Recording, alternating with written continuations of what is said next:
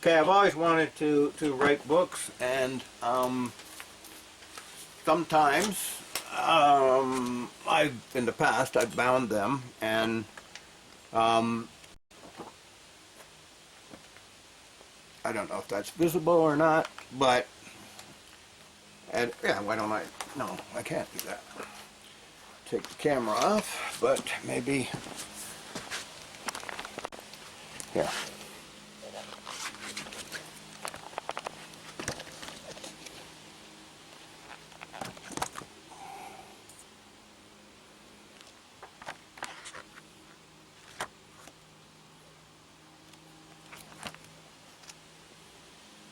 This is Kirsten. You'll hear her voice on some of our songs. It was the three of them who put them together.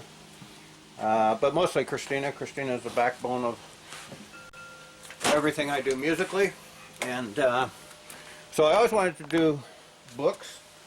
And then finally I was inspired enough to write Theory of Mind, which goes into the spectrum, autism and Asperger's and male extreme syndrome, as very circumscribed individuals emotionally, and that leads to emotional confusion and emotional illness in the extreme male, and other issues that beset in terms of autism, the subtleties of human connection, of face recognition, and so on.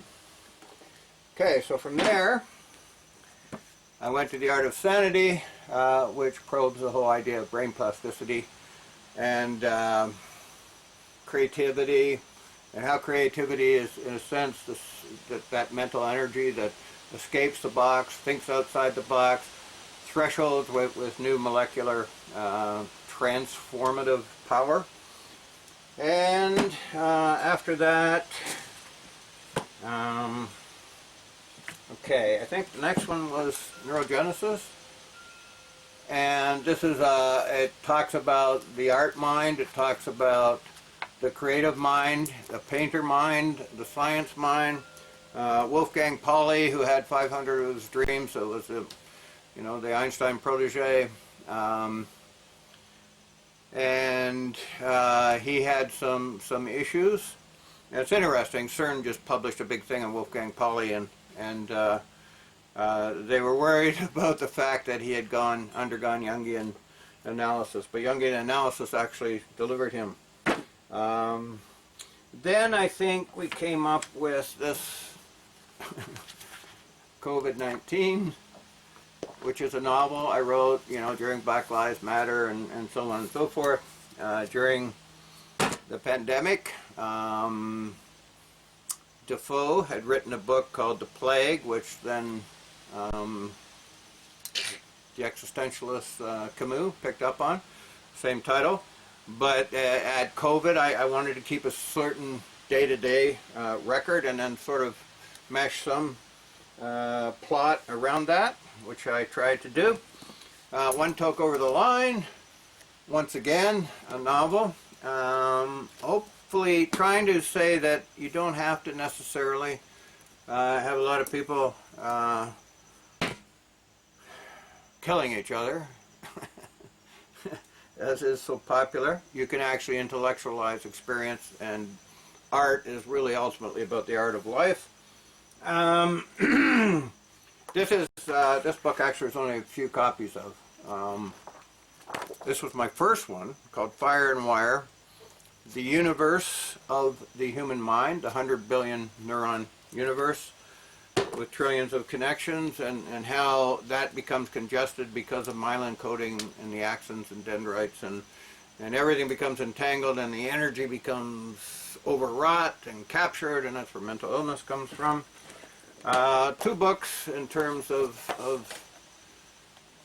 my paintings, Mirrors of Invention. So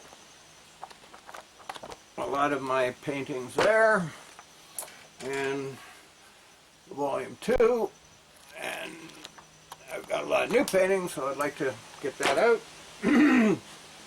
Then this book, Brain Plasticity, and Mind Manifesting Psychedelics, the Brain Plasticity Bible. There's a lot of information here about therapy, about creativity, about brain plasticity, and and actually there's some photographs and paintings in the back of that book. And I should assure you that my book, this one, We Measure the Earth with Our Bodies. If you want a really great novel, it's a great novel, not by myself, by Terzing Yangzom Lama.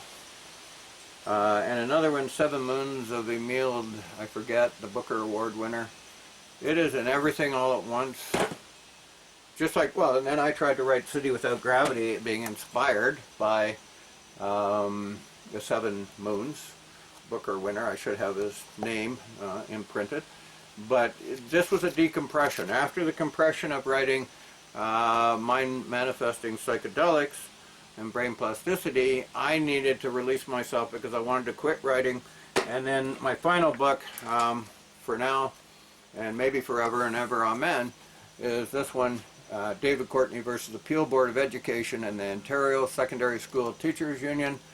I had a run-in that years ago sort of demolished my teaching career, and believe I was treated horrifically, and tried to account that in here.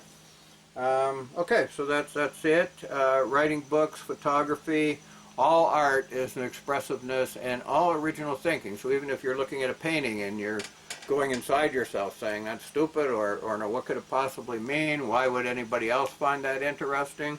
And again, there's this sort of Mickey Mouse plateau, and there's a higher sensibility plateau, a higher intellectual plateau, and it's endless, quite frankly. It's totally ongoing forever and ever. Amen. That's, you know, the nature of the brain, the nature of brain plasticity, and as long as you can provoke your interest in life and motivation.